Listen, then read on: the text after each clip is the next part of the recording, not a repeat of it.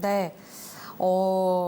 일단은 뭐 기본적인 것부터 풀어봐야겠네요. 이광무 전문가님, 이 그러니까 중국이 미 국채 규모에 있어서는 늘 1위 국이었는데 네, 맞습니다. 2위로 밀려났다고 합니다. 이게 2년 만이라고 하는데 이게 왜 시장에서 중요한 거예요? 일단은 국채에 대한 보유에 대해서 변화가 나타났기 때문에 포지션에 대한 해석이 좀 필요할 것이고요. 네.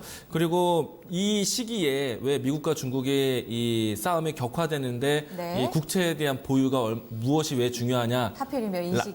네. 라는 것을 왜 따지냐면은 네. 만약에 미국과 중국의 이 무역 경쟁에 대한 싸움이 커졌을 때 네. 미국은 계속 이제 관세 압박에 대한 부분들을 먼저 했지만 네. 과연 중국에서는 무엇을 이제 볼모나 혹은 이제 무기로. 반격으로 쓸 수 있느냐. 예. 그러니까 가장 큰 게 미국 이제 중국이 가지고 있는 무기 뭐 히토류도 있었지만 뭐 가장 큰 거는 이 미국의 국채를 많이 갖고 있다는 것.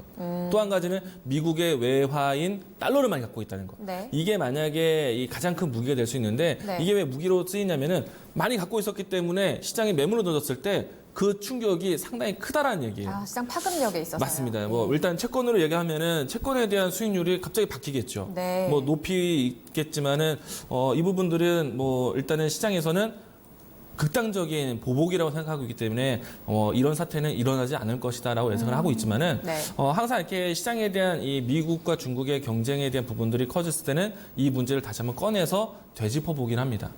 하지만 이제 최근에 와서는 일본과 이 보유 채권에 대한 순위가 좀 바뀌었죠. 네.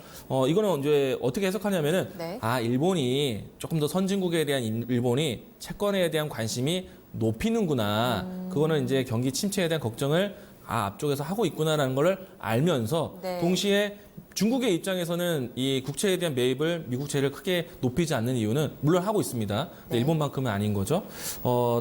미국과 중국의 싸움을 본인 스스로도 아직까지 전망을 못하는 거예요. 뭐 이렇게 전망을 못하고 있다라는 관측으로 해석할 수 있다. 뭐 이제 당사자가 관측을 못한다라면은 주변에서 바라봤을 때 시장의 환경이 좋다? 어렵게 본다 그런 확실히 얘기겠죠. 커졌다. 네, 이렇게. 그렇게 아마 시장에서는 해석할 수밖에 없다. 네.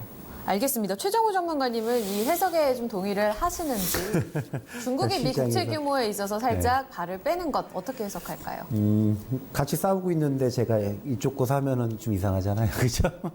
예, 지금 미국 국채로 사지 않는 것은 지금 전쟁 중인데 살 수 있는 분위기가 아닐 거라고 좀 생각이 돼요. 미 국채에 있어서 중국이 보유하는 것 자체가 일단 무기라는 걸 보여주는 거다. 그렇죠. 네. 예, 그리고 더 이상 니네 거로 안 사줄 수 있다. 이런 사정 경고일 수도 있다고 좀 보고 있거든요. 네. 그래서 자연스러운 현상이 아닐까라고 생각이 되고 불확실성이 해소가 되면 다시 살 수가 있겠죠.